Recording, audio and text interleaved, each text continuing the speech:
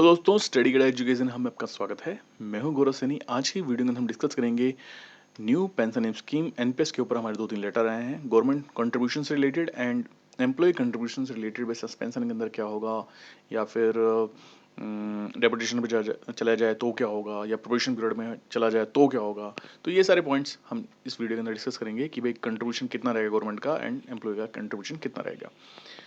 हम इस वीडियो को स्टार्ट करने से पहले आप एनपीएस से रिलेटेड हमारे चैनल पे प्लेलिस्ट जरूर चेक करें, क्योंकि इसके अंदर हमने वीडियो डाल रखी है। भाई मोबाइल नंबर आप कैसे चेंज कर सकते हैं, फंड मैनेजर कैसे चेंज कर सकते हैं, स्कीम कौन सी सबसे बेस्ट है, और 2025 के अंदर कौन सा फंड मैनेजर सबसे अच्छा है।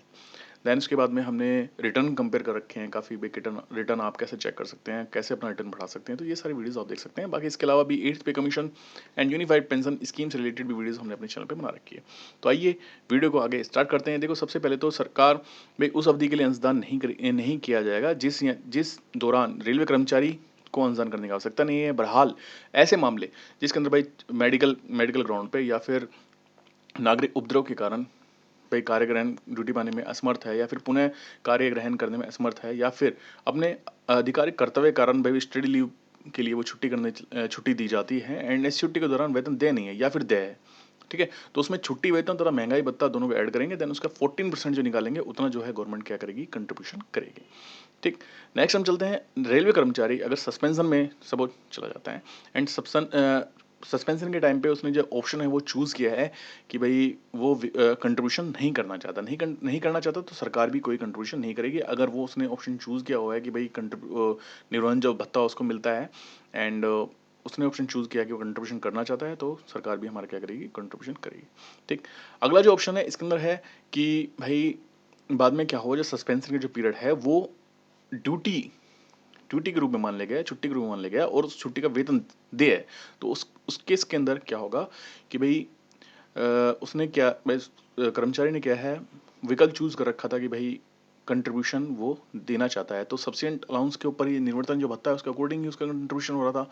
अब वो पुराना जो पीरियड है पूरा ड्यूटी के अकॉर्डिंग मान लिया गया, तो उसका भाई जितना भी उसका डिफरेंस यानी कंट्रीब्यूशन ज़्यादा होना चाहिए, और पहले सब्सटेंस अलाउंस निर्वेशन भत्ता के अकॉर्डिंग हो रहा था, तो इन दोनों का जो डिफरेंस रहेगा वो उसके ऊपर जो इंटरेस्ट लगेगा उतना जो है गवर्नमेंट क्या करेगी, कंट्रीब्यूट करेगी। ठीक है, तो इस पॉइंट के अंदर ये बात बताई गई है। देन नेक्स्ट पॉइंट के अंदर ये बात बताई गई है कि भाई अगर कोई बंदा डेपुटेशन जाता है, संयुक्त राष्ट्र सचिवालय में जाता है, या फिर अन्य संयुक्त राष्ट्र निकाय में जाता है, अंतर्राष्ट्रीय मुद्रा कोष में जाता है, इसके अंदर अगर सपोज कोई जाता है बंदा, तो पेंशन खाते में सरकार द्वारा दिए जाने वाले अंशदान को रेलवे मंत्रालय द्वारा समय समय पर आदेशों के अनुसार और पीएफआरडीए के नियम के अनुसार जो है वो विनियमित किया जाएगा। ठीक है, तो ये बात बताइए। बाकी डेपुटेशन में एक लेटर मैंने देखा, उसके अंदर डेपुटेशन के अकॉर्डिंग यानी सेम रूल रहता है कंट्रीब्यूशन का, उसमें कुछ खास चेंज होता नहीं है।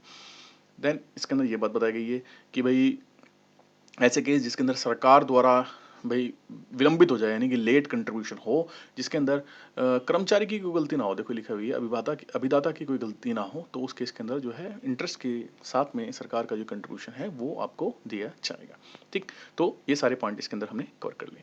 नेक्स्ट हम डिस्कस करेंगे ये वाला लेटर। इस लेटर के अंदर अब एम्प्लॉय की जो कंट्रीब्यूशन के बारे में है। देखो, रेल कर्मचारी के संबंध में रेल कर्मचारी द्वारा अंशदान। ठीक, तो भाई ये एक तरीके से अगर कोई एग्जाम की तैयारी कर रहा है तो उसके अंदर भी एक क्वेश्चन आ जाता है कि भाई 13/2025 किस रिलेटेड है, एम्प्लॉय कंट्रीब्यूशन से रिलेटेड है, एंड 14/2025 गवर्नमेंट कंट्रीब्यूशन से रिलेटेड है। तो ये भी 6 तारीख को आया था। देन इसके बाद में सबसे पहली बात इसके अंदर बताई, सस्पेंशन भाई विकल्प के आधार पर जो है अंशदान किया जाएगा, वही बात इसके अंदर बताई गई है। एंड वही बात इसके अंदर बताई गई है, अगर छुट्टी दी हो गई है और तो फिर उसका जो अंशदान है वो रिकैलकुलेट किया जाएगा और ब्याज सहित पैसा जमा किया जाएगा। ठीक, वही बात जो हमने पिछले पॉइंट के अंदर डिस्कस की है। अगर कोई ड्यूटी से अनुपस्थित रहता है, एब्सेंट रहता है, तो उस दौरान वेतन दे नहीं है, ठीक है, और छुट्टी का वेतन जो है दे नहीं है, तो उसका कंट्रीब्यूशन नहीं किया जाएगा। तो एब्सेंट की स्थिति के अंदर जो कर्मचारी का कंट्रीब्यूशन नहीं रहेगा। देन इसके बाद में केंद्रीय सरकार या राज्य सरकार के किसी अधीन परिनियुक्त को डेपुटेशन पे जाता है, तो उसके अंदर देखो ये लिखा हुआ है के अनुसार राष्ट्रीय पेंशन प्रणाली के अनुसार ही जो अंशदान रहेगा इसके अंदर। ठीक, नेक्स्ट हम देखते हैं परिवीक्षाधीन अवधि के दौरान अभिदाता राष्ट्रीय पेंशन प्रणाली में अपना अंशदान जारी रखेगा। ये आई थिंक प्रोबेशन पीरियड है, इसको मैं एक बार चेक कर लेता हूँ। हाँ, ये probation subscriber during the probation period के ऊपर जो है कंट्रीब्यूशन वो हमारा रहता ही है। ठीक है, देन हम देखते हैं सिक्स पॉइंट के अंदर वही सारी बातें बताई हैं। ये पिछले गवर्नमेंट वाले के अंदर भी सेम वही था कि अगर कोई संयुक्त राष्ट्र सचिवालय या फिर निकाय में जाता है तो PFRDA या फिर रेल मंत्रालय द्वारा समय समय पर बातें जो हैं बताई जाएंगी। ठीक है, ये सारी बातें तो हमने इस वीडियो में डिस्कस कर ली है। नेक्स्ट अपने सेवन्थ और 8th जो पॉइंट है वो अपना काम करनी है। अब हम चलते हैं 15। देखो ये हमारा लास्ट लेटर है, इसके अंदर क्या बात बताई गई है। ये चूज कर लेता हूँ।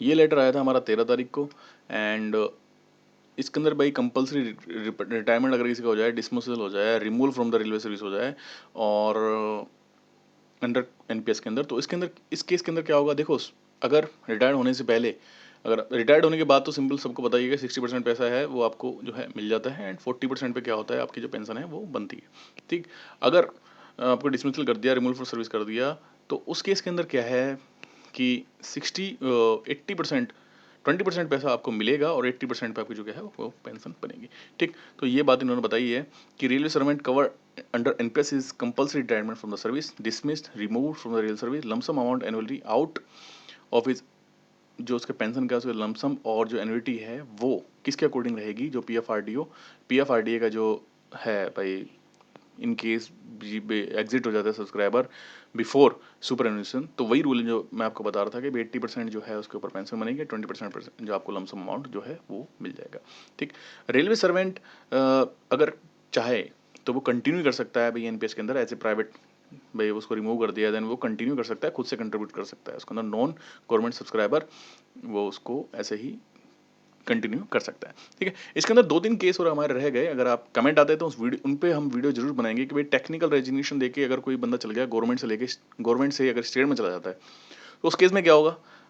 अगर आप कमेंट करेंगे तो इन पे भी हम वीडियो बनाने की जरूर कोशिश करूंगा मैं। एंड रेजिग्नेशन अगर कोई देके चला गया तो उस केस के अंदर क्या होगा, तो उसके अंदर कुछ एक फॉर्म्स होते हैं वो भर के आप देने पड़ते हैं, आपको पैसे भी मिलते हैं या फिर आप अपना जो NPS शिफ्ट करा सकते हो। तो ये एक बड़ी वीडियो बन जाएगी, तो आप कृपया करके कमेंट करें तो उसके ऊपर हम वीडियो जरूर बनाएंगे। तो दोस्तों यह वीडियो यही समाप्त होती है। इस वीडियो के अंदर हमने 2 चीज़ें सीखी इसके अंदर, एक तो भाई गवर्नमेंट कंट्रीब्यूशन, देन रेलवे का कंट्रीब्यूशन क्या रहेगा, देन डिसमिस और डिसमिस हो जाता है, रिमूवल फ्रॉम सर्विस हो जाता है या फिर कंपल्सरी रिटायरमेंट हो जाता है, तो उस केस के अंदर क्या होगा। तो ये सारी बातें हमने इस वीडियो के अंदर सीखी है।